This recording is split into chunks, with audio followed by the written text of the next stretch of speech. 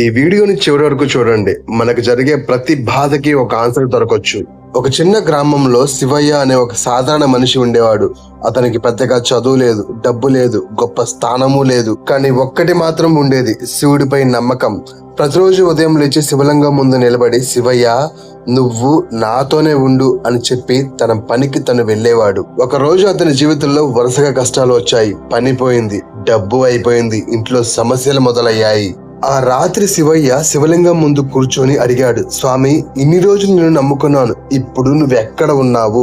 సమాధానం రాలేదు. అతను మరింత బాధతో అన్నాడు, నిన్ను ఎలా తెలుసుకోవాలి శివయ్య? ఎలా ఎల్లప్పుడూ నిన్ను తలుచుకోవాలి? నిన్ను ఎలా అర్థం చేసుకోవాలి?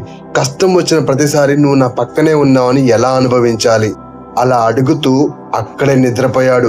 ఆ రాత్రి అతనికి ఒక కల వచ్చింది. అతను కైలాసానికి వెళ్ళాడు. అక్కడ శివుడు ధ్యానంలో ఉన్నాడు.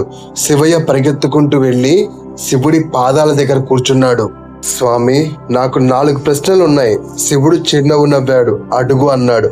ఆ భక్తుడు అడిగాడు, మొదట నిన్ను ఎలా తెలుసుకోవాలి శివయ్య? శివుడు అన్నాడు, నన్ను తెలుసుకోవడానికి నా గురించి పుస్తకాలు చదవడం మాత్రమే సరిపోదు. నీ కోపం వచ్చినప్పుడు దాన్ని జయించడానికి ప్రయత్నించు. నీకు అన్యాయం జరిగినప్పుడు నువ్వు చేయగలిగినంత వరకు ధర్మాన్ని వదలకు. నీకు బాధ కలిగించిన వారిని క్షమించగలిగినప్పుడు అక్కడ నన్ను తెలుసుకుంటావు. ఎందుకంటే నన్ను తెలుసుకోవడం అంటే నా రూపాన్ని తెలుసుకోవడం కాదు, నా స్వభావాన్ని నీ జీవితంలో తెచ్చుకోవడం. ఆ భక్తుడు మౌనంగా విన్నాడు. తర్వాత ఇలా అడిగాడు, అయితే నిన్ను ఎల్లప్పుడూ ఎలా రమించాలి స్వామి? శివుడు చిరునవ్వుతో అన్నాడు, నీ చేతిలో పని ఉన్నప్పుడు నా పేరు జపించు. నీ నోట మాట ఉన్నప్పుడు మంచి మాట మాట్లాడు. నీ ముందు ఆకలితో ఉన్నవాడు కనిపిస్తే అతనికి అన్నం పెట్టు. నీ ఇంటి వాళ్ళ బాధలో ఉంటే వాళ్ళకు తోడుగా ఉండు. ఎందుకంటే తనని తానే కాపాడుకున్నవాడు స్వార్థపరుడు. తన కుటుంబాన్ని సైతం కాపాడగలిగినవాడు తెలివిగలవాడు.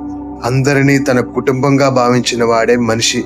ఆ మనిషి ఆనందంలోనే కాదు, బాధలో కూడా అందరినీ తనవారే అని తన న్యాయం తాను నిర్వర్తించాలి.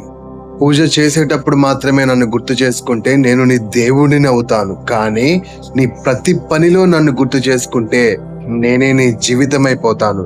భక్తుడు కళ్ళల్లో నీళ్లు వచ్చాయి. 3వ ప్రశ్న అడిగాడు, స్వామి, నిన్ను ఎలా అర్థం చేసుకోవాలి? శివుడు అతని వైపు చూస్తూ అన్నాడు, నన్ను అర్థం చేసుకోవాలంటే నీ జీవితంలో జరిగే ప్రతి విషయాన్ని నాకే ఎందుకు అని అడగటం ఆపు.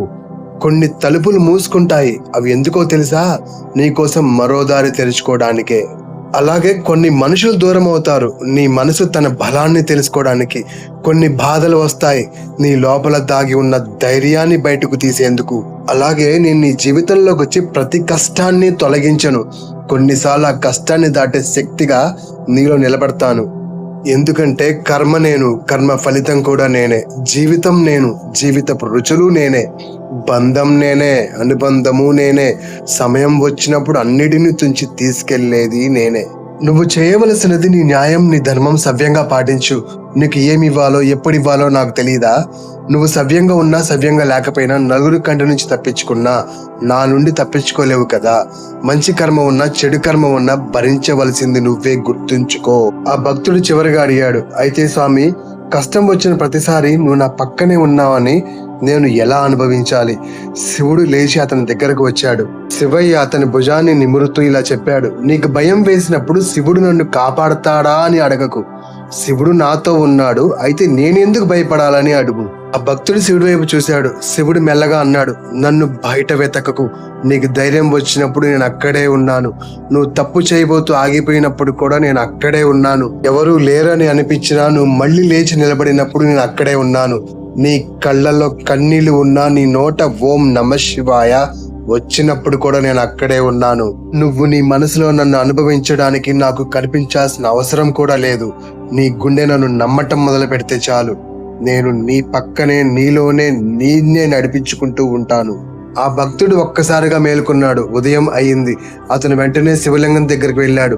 చేతులు జోడించాడు. కానీ ఈసారి అతను ఏమీ అడగలేదు. డబ్బు అడగలేదు, కష్టం పోవాలని అడగలేదు, అదృష్టము అడగలేదు.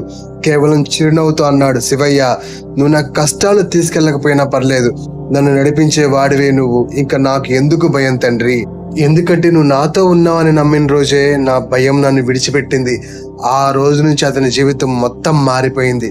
కష్టాలు తగ్గలేదు, కానీ కష్టాలను చూసి అతని మనసు మట్టికి మారిపోయింది.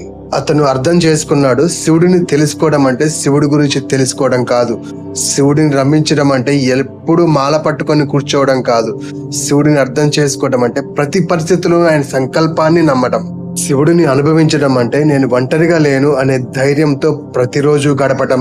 చివరికి అతనికి ఒక సత్యం అర్థమైంది, శివుడు మన జీవితంలోకి వచ్చి ప్రతి కష్టం లేకుండా చేయకపోవచ్చు, కానీ ఆ కష్టాల మధ్య కూడా మనసు విరగకుండా నిలబడే శక్తిగా మనలోనే నిలబడతాడు. అందుకే కళ్ళకి కనిపించిన శివుడిని హృదయానికి కనిపించేలా చేసుకో. నోటి మీద మాత్రమే ఓం నమ శివాయ ఉండకూడదు, నీ నడవడికిలో కూడా అదే కనిపించాలి. అప్పుడు నువ్వు శివుడిని వెతకడం ఆపేస్తావు. ఎందుకంటే నువ్వు వేసే ప్రతి అడుగులో శివుడు నాతోనే ఉన్నాడు అనే అనుభూతి మనసులో మొదలవుతుంది కాబట్టి. ఇదండి ఈ వీడియో నచ్చితే లైక్ చేయండి, సబ్స్క్రైబ్ చేయండి, కామెంట్ చేయండి. అలాగే మీ కోరిక ఏదన్నా ఉన్నా కూడా కామెంట్స్లో రాయండి, నేను చూసి రిప్లై ఇస్తా. సో చివరిగా చెప్పాలంటే, శివుణ్ణి మనం మనస్ఫూర్తిగా అనుభవించాలన్నా రమించాలన్నా అది కేవలం మనల్ని మనం ఉద్ధరించుకోవడానికే. ఎందుకంటే మనమేదో శివుడికి ఏమో ఇస్తున్నాం అది ఇదని ఏం లేదు.